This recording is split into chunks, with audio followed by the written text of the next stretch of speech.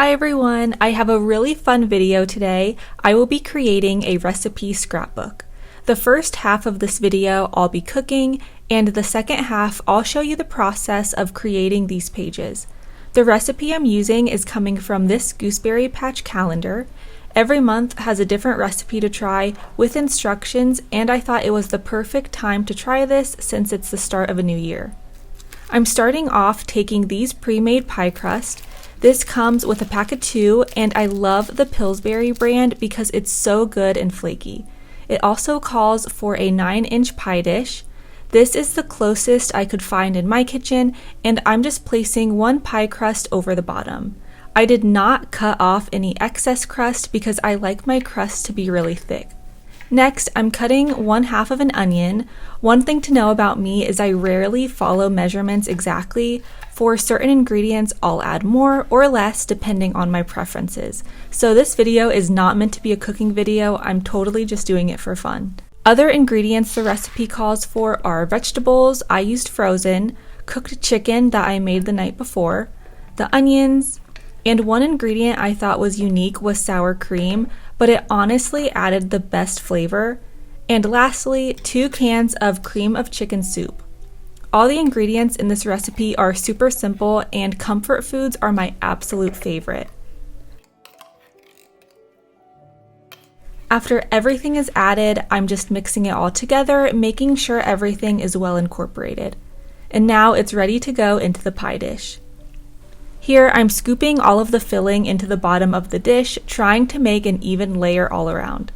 I think my dish is a little smaller than the recommended 9 inches, but I did make sure to add as much of the filling as possible to get as much flavor. Finally, the top crust can go on. For a thick crust, all I did was fold the top pie crust under what was hanging off of the bottom. And this made the best crispy edges.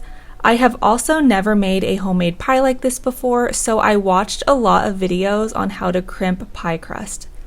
All it takes is using 3 fingers and pinching them in between each other to make the peaks and valleys. Once that was done, I poked some holes in the center and it looks so good already, but it's gotta bake first.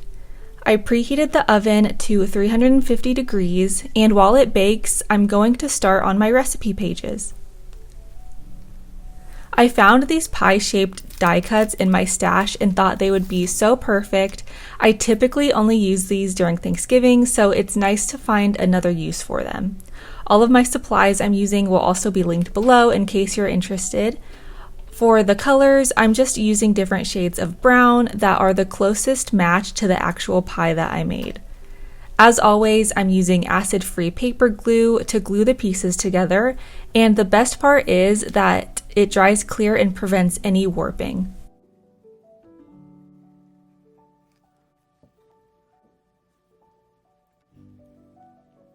Next, I'm taking my paper trimmer and cutting these patterned papers down to size. These neutral colors are perfect and give exactly the homey vibe that I'm going for. One of my goals for this year is to use more of my craft supplies before I go out and buy more. And while I'm baking the chicken pot pie, it's very cold and snowy outside, and I wanted to capture that, so these winter-themed stamps will be perfect. If you ever do stamping on your scrapbook layouts, I recommend using a waterproof ink like this one. It prevents any smudging and discoloration when you're coloring or gluing down the image. I'm just taking regular alcohol markers and coloring in the image. It's so peaceful and almost therapeutic to color in this cute scene, and I of course had to add in a cat.